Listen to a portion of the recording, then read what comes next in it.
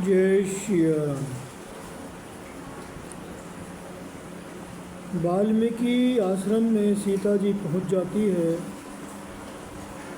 वाल्मीकि बेटी ईश्वर की लीला अपरंपार है, उनके यहाँ देर है अंधेर नहीं है। सीता को समझाते हैं, आती है बड़ी हंसी मुझको, विधवा की उल्टी माया है। आती है बड़ी हंसी मुझको, विधना की उल्टी माया है। सब भांति सती जो नारी हैं, उसमें भी दोष लगाया है। चिंता को छोड़ चलो आश्रम, रहनों को कुटी बना दूंगा। महलों की शोभा मान सहित फिर महलों में पहुंचा दूंगा।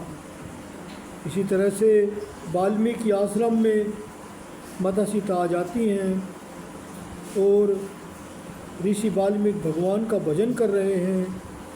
वाल्मीकि का आश्रम है। मालती खुशी से दौड़ती हुई प्रवेश करके, गुरुदेव गुरुदेव।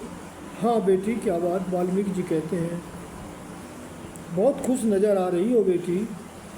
प्रभु वन देवी के 2 पुत्रों ने जन्म दिया है। वाल्मीकि ऊपर हाथ उठाकर, प्रभु तेरी माया अपरंपार है।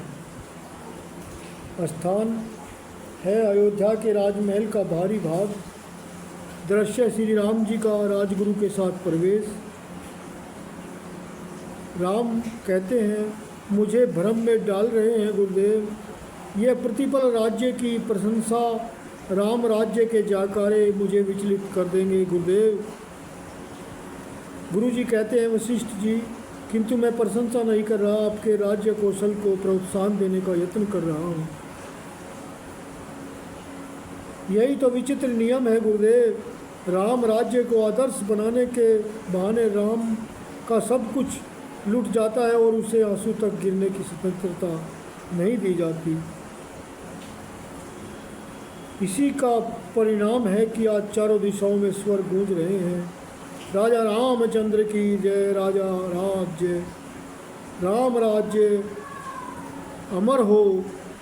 राम चरणों में झुककर यदि यह सब सत्य है तो आपके प्रताप का फल है गुरुदेव।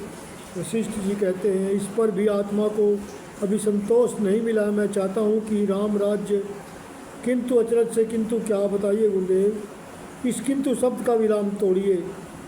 राम के जीवन में एक क्षण मुस्कान कभी आती भी है तो यह किंतु ग्रहण उसे नष्ट कर देता है।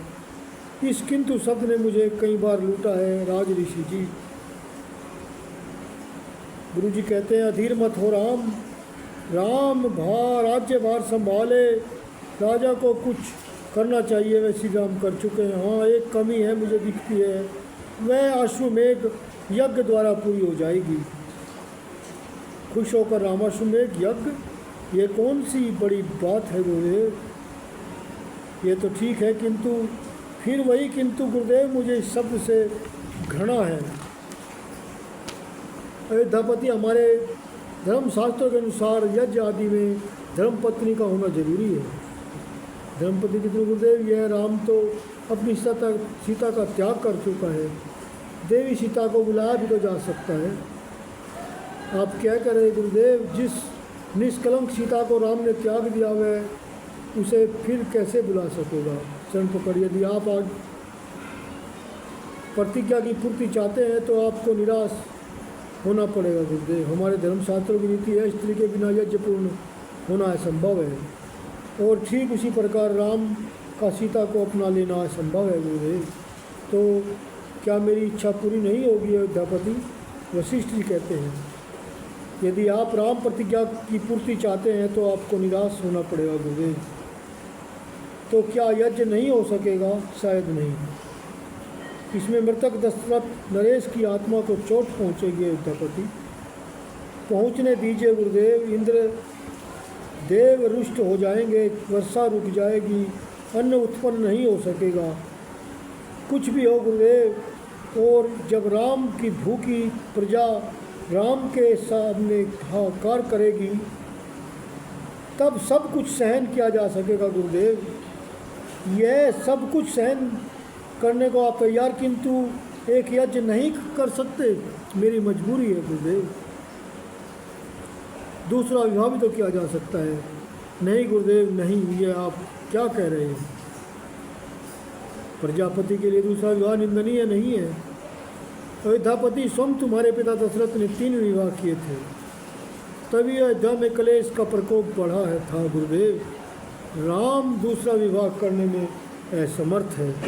जय सिया राम।